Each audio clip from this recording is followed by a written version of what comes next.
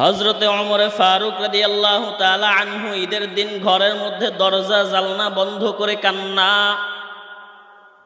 আবু হুরায়রা রাদিয়াল্লাহু তাআলা আনহু বলেন, ও ভাই ওমর, ঈদের দিন তো আনন্দের দিন, খুশির দিন, আপনি কেন কাঁদেন?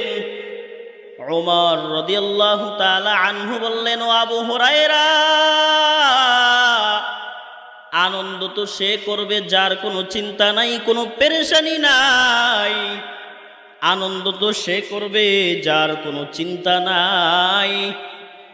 আবু হুরায়রা বললেন, ও খলিফাতুল মুসলিমিন, আপনার কিসের চিন্তা?